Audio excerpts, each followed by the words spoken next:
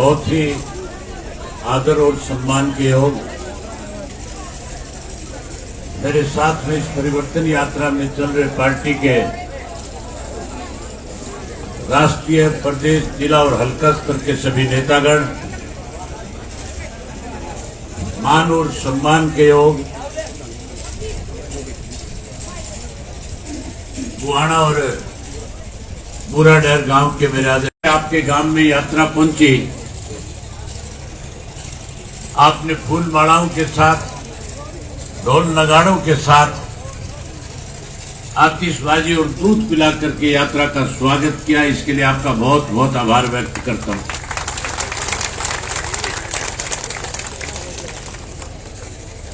बुजुर्गों और साथियों,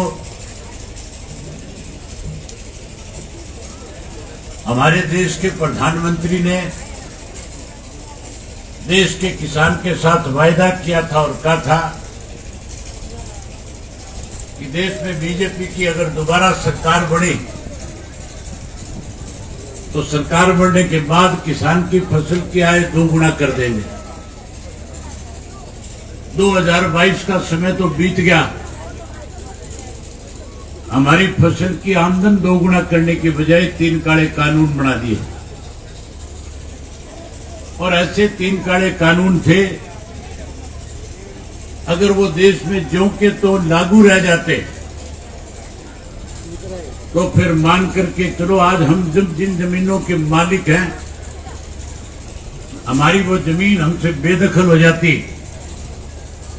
हम जमीन से बेदखल होते और बड़े बड़े कॉरपोरेट घराने जो थे वो जमीन के मालिक बन जाते हैं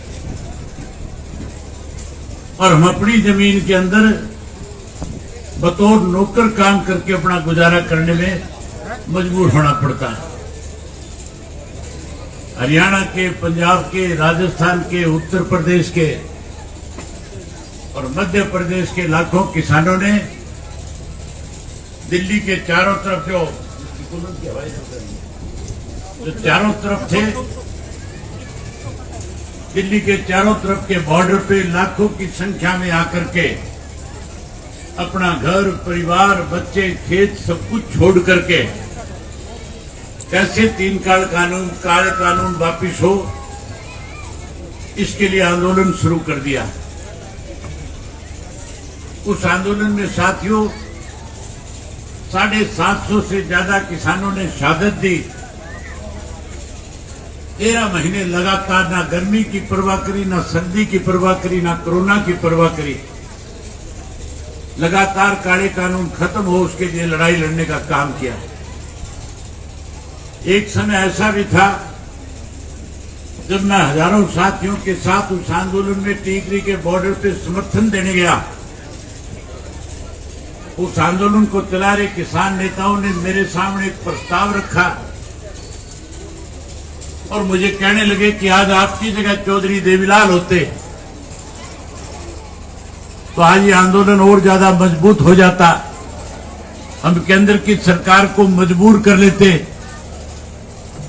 हमारे पास बहुत सारे लीडरों ने आकर के फोटो खिंचवाए, बहुत सारे नेताओं ने आकर के समर्थन दिया, लेकिन हमारे समर्थन देने के साथ साथ आंदोलन को मजबूत करने के लिए कोई बड़ा फैसला नहीं लिया। हम आपसे उम्मीद करते हैं आप कोई बड़ा फैसला लो ताकि आंदोलन और ज्यादा मजबूत हो जाए। मैंने उसी वक्त प्रेस के साथियों को बुलाया। मैंने उन किसान नेताओं से कहा कि मैं आपकी मंशा को समझता हूं। मैंने अखबार के लोगों को बुला करके कहा कि 26 जनवरी तक काले कानून अगर वापस नहीं हुए तो 27 तारीख को जाकर के विधानसभा से इस्तीफा देकर के किसानों की इस लड़ाई में इनके साथ आकर के बैठ जाऊंगा। 26 जनवरी के दिन लाखों किसान जो है अपने ट्रैक्टर पे बैठ करके दिल्ली के अंदर तिरंगा यात्रा निकालने के लिए गए और जब लाखों किसान दिल्ली में जा रहे थे तो दिल्ली के लोगों में केंद्र की सरकार ने भय पैदा करने का काम किया। अफवाहें फैलाई गई कि किसान ट्रैक्टर पे आएगा, दिल्ली को लूट करके ले जाएगा। मैं भी उस ट्रैक्टर यात्रा में शामिल था। दिल्ली के अंदर जैसे ही ट्रैक्टर यात्रा गई, दिल्ली के लोगों ने फूल मालाओं के साथ फूल वर्षा करके, जगह जगह पे फल और फ्रूट बांट करके, लंगर लगा करके उस यात्रा का स्वागत किया, अभिनंदन किया। दिल्ली के लोगों ने उस किसान की तिरंगा यात्रा का समर्थन किया। और जब दिल्ली के लोगों का समर्थन यात्रा को मिला तो देश के प्रधानमंत्री ने कैसे इस तिरंगा को बदनाम किया, कैसे इस आंदोलन को बदनाम किया जाए, कैसे आंदोलन खत्म कराया जाए, इसके लिए साथियों षड्यंत्र रचा।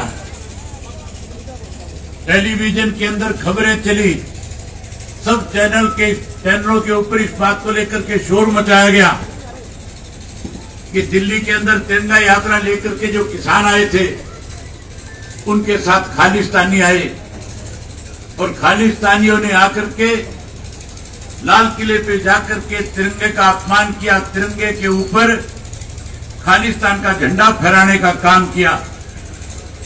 कैसे आंदोलन बदनाम हो, इसके लिए इस तरह का प्रचार कर दिया। मेरे पास अनेक नेताओं के फोन आए, मुझे उन्होंने फोन करके कहा कि अभय सिंह, अब तेरे इस इस्तीफे से कुछ होने वाला नहीं है। इस्तीफा देने की बजाय टेलीविजन पे जो खबरें चल रही है उनको देखो।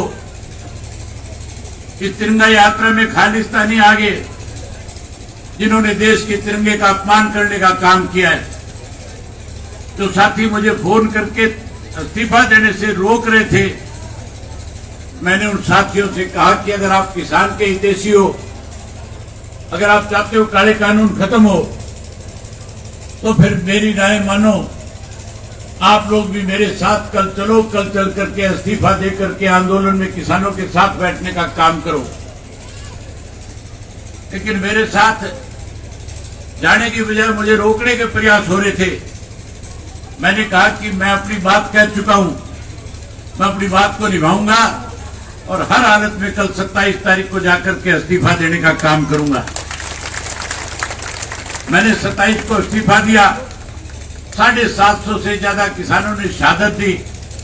आखिर देश के प्रधानमंत्री को मजबूर होकर के 13 महीने के बाद देश के किसान से माफी मांगनी पड़ी और माफी मांग करके जहां तीनों काले कानून वापिस लिए, वही साथियों ये कह करके आंदोलन खत्म कराया था कि एमएसपी का कानून बनाने का काम करेंगे।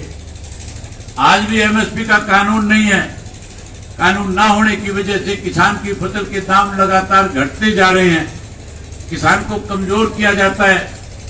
आज महंगाई बढ़ा दी, खाद महंगा कर दिया, बीज महंगा कर दिया, डीजल महंगा कर दिया, कीड़े मार दवाइयां महंगी कर दी।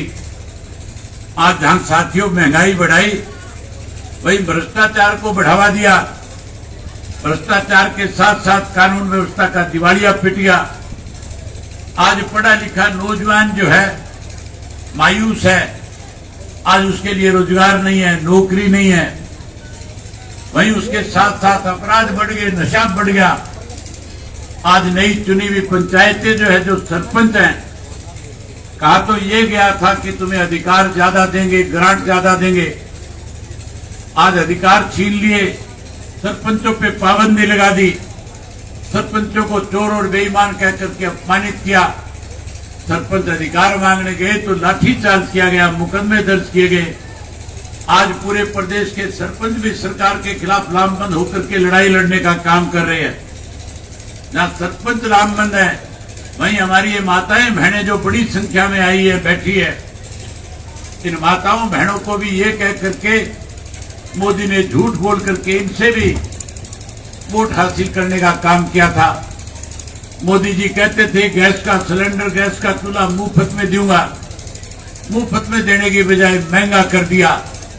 आज गैस के सिलेंडर जो है घरों के अंदर शो पीस बन करके रह गए।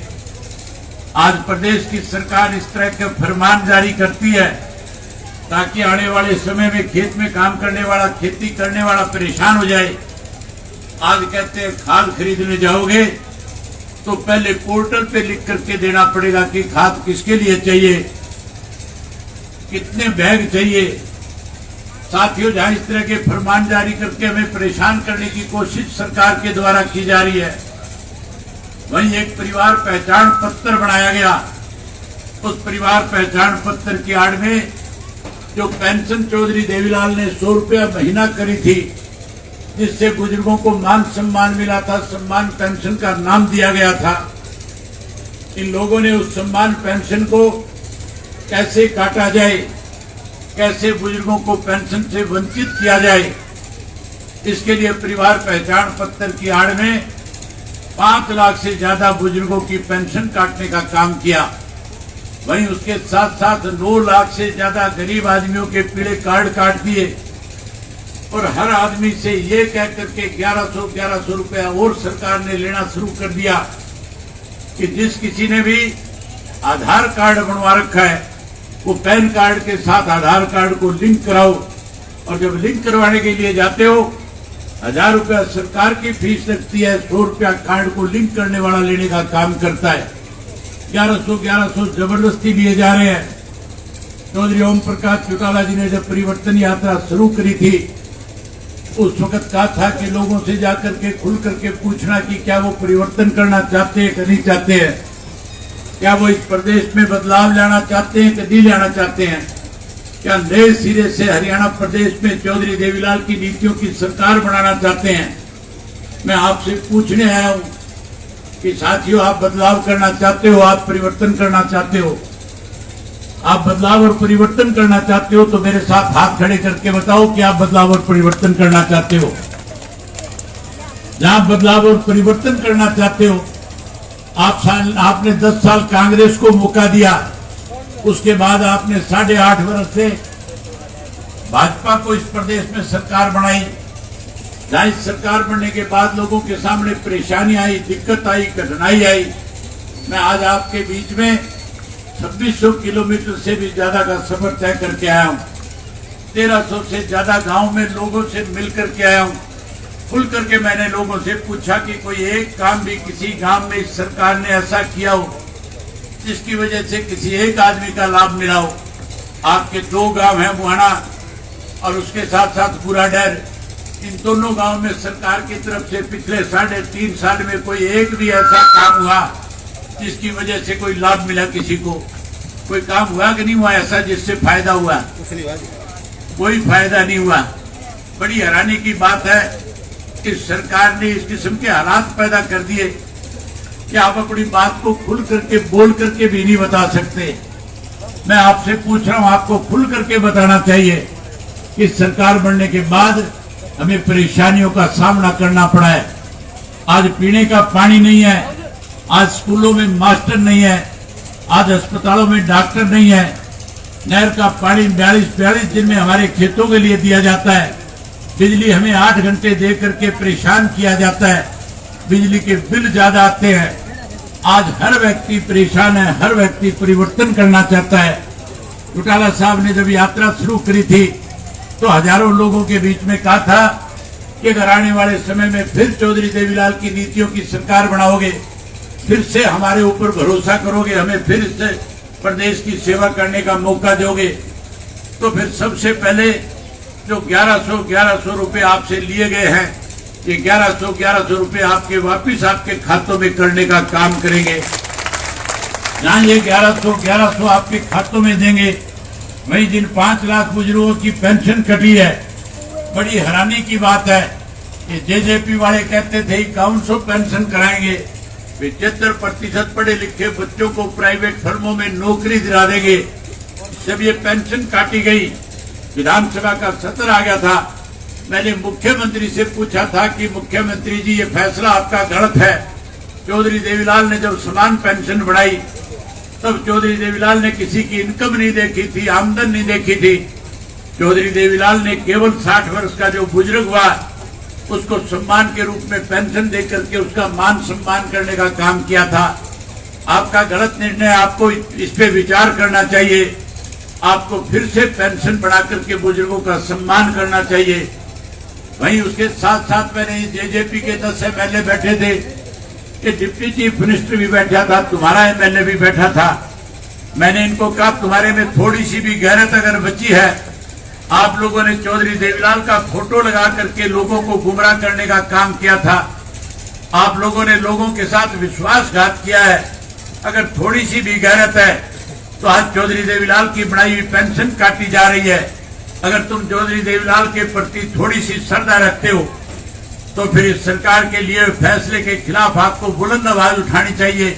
इस सरकार को इस पेंशन वाले मामले के अंदर मजबूर करो ताकि अपना इनका फैसला वापिस हो। लेकिन साथियों हिम्मत नहीं जुटा पा रहे थे, चुपचाप बैठे थे, आंख भी नहीं मिला पा रहे थे। मैं समझता था इन विचारों की मजबूरी है। अगर ये लोग कहीं विरोध में खड़े हो गए तो फिर इनको सत्ता से बाहर कर दिया जाएगा।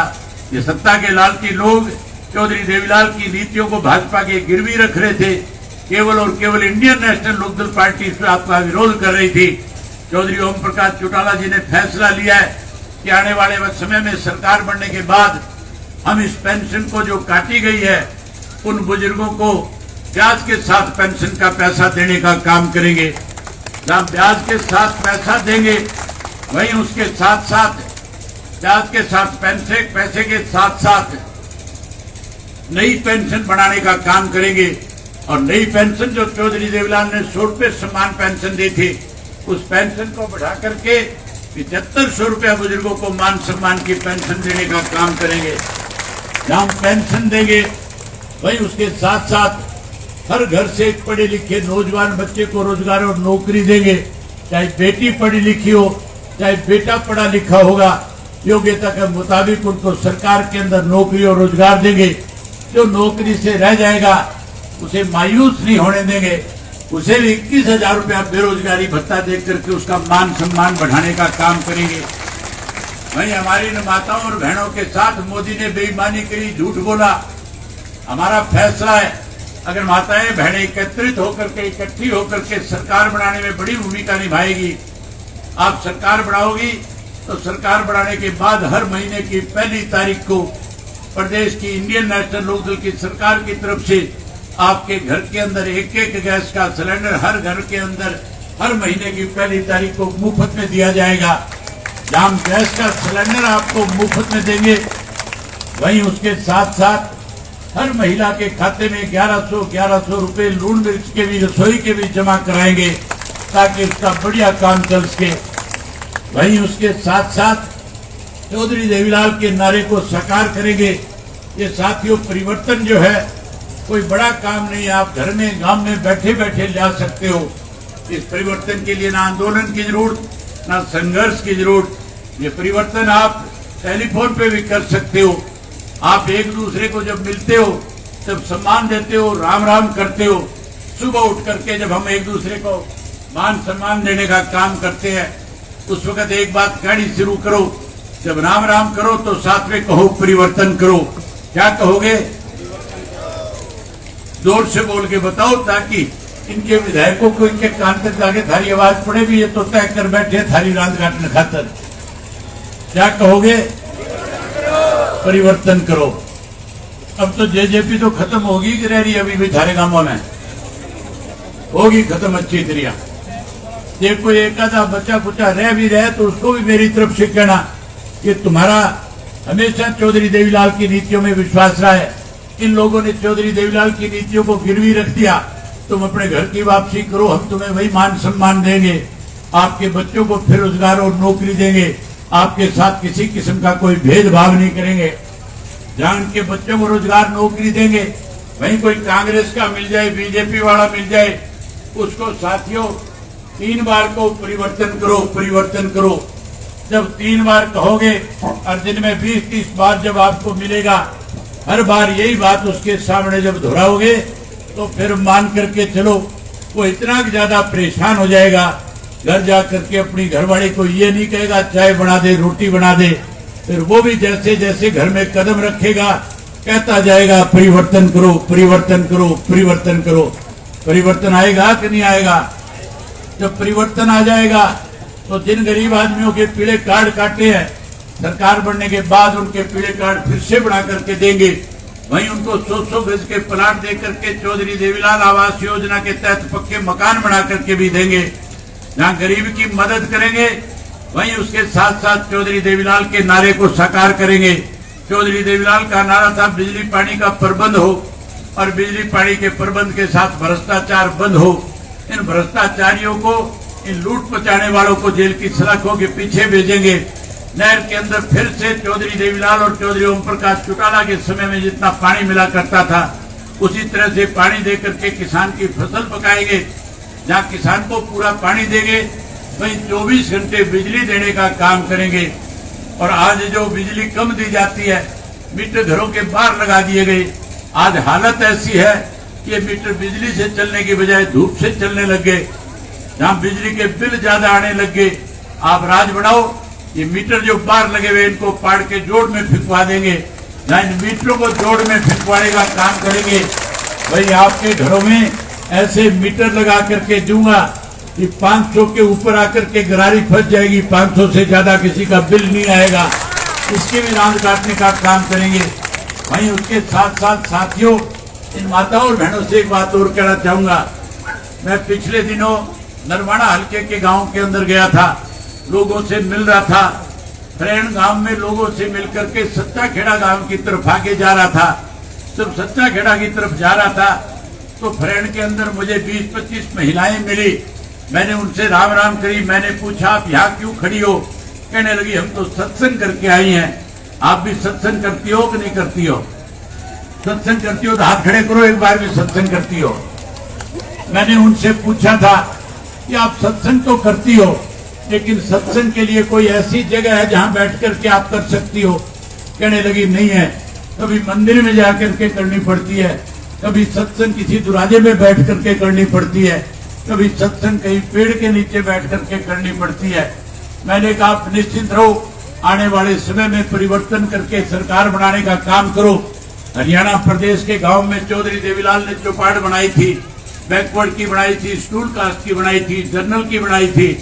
हरियाणा प्रदेश के अंदर सरकार की तरफ से अगर वाटर वर्क्स बनाया जा सकता है, अगर सरकार की तरफ से वृद्ध आश्रम बनाए जा सकते हैं, अगर सरकार की तरफ से स्कूल बनाए जा सकते हैं, तो मैंने कहा आपके लिए भी फिर सरकार बनने के बाद सरकार की तरफ से सत्संग भवन बना करके देंगे ताकि हमारी माताएं बहनें आराम से बैठ करके शाम को राम का नाम ले सके, दिन में जाकर के सत्संग कर सके। अगर आप परिवर्तन करोगी तो हर गांव के अंदर सरकार की तरफ से सत्संग भवन बना करके आपको सुविधा देने का काम करेंगे।